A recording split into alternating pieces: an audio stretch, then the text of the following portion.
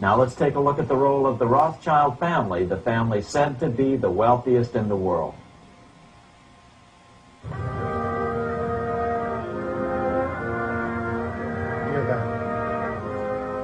This is Frankfurt, Germany. 50 years after the Bank of England opened its doors, a goldsmith named Amschel Moses Bauer opened a coin shop, a counting house, in 1743. And over the door he placed a sign depicting a Roman eagle on a red shield. The shop became known as the Red Shield Firm, or in German, Rothschild.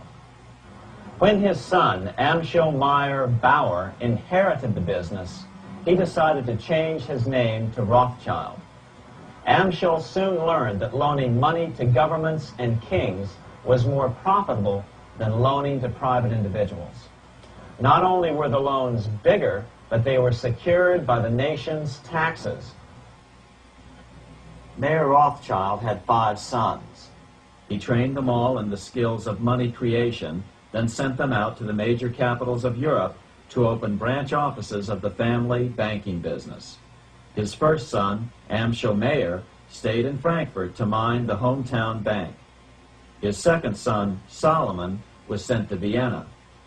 His third son, Nathan, was clearly the most clever. He was sent to London at age 21 in 1798, 100 years after the founding of the Bank of England. His fourth son, Karl, went to Naples, and his fifth son, Jacob, went to Paris. In 1785, Mayer Amschel moved his entire family to this larger house, a 5-story dwelling he shared with the Schiff family. This house was known as the Green Shield. The Rothschilds and the Schiffs would play a central role in the rest of European financial history and in that of the United States. The Rothschilds broke into dealings with European royalty here at Wilhelmshof, the palace of the wealthiest man in Germany, in fact, the wealthiest monarch in all Europe, Prince William of Hesse-Kassel. At first, the Rothschilds were only helping William speculate in precious coins.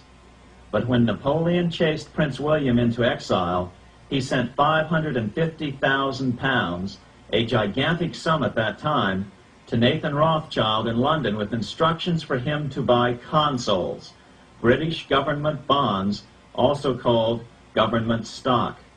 But Rothschild used the money for his own purposes. With Napoleon on the loose, the opportunities of wartime investments were nearly limitless. William returned here sometime prior to the Battle of Waterloo in 1815. He summoned Rothschild and demanded his money back. The Rothschilds returned William's money with the interest the British consuls would have paid him had the investment actually been made. But the Rothschilds kept all the past profits they had made using William's money.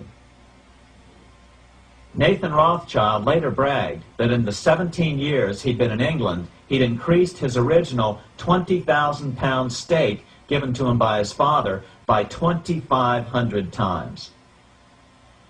By cooperating within the family, the Rothschilds soon grew unbelievably wealthy. By the mid-1800s, they dominated all European banking and were certainly the wealthiest family in the world. They financed Cecil Rhodes, making it possible for him to establish a monopoly over the diamond and gold fields of South Africa. In America, they financed the Harrimans and railroads, the Vanderbilts and railroads and the press, and Carnegie in the steel industry, among many others. In fact, during World War I, J.P. Morgan was thought to be the richest man in America.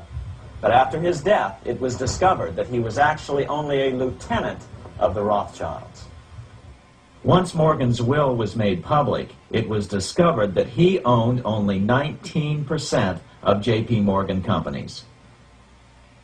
By 1850, James Rothschild, the heir of the French branch of the family, was said to be worth 600 million French francs, 150 million more than all the other bankers in France put together. He built this mansion called Ferrier, just east of Paris. Wilhelm I, on seeing it, exclaimed, "Kings couldn't afford this. It could only belong to a Rothschild." Another 19th century French commentator put it this way: "There is but one power in Europe, and that is Rothschild." There is no evidence that their predominant standing in European or world finance has changed.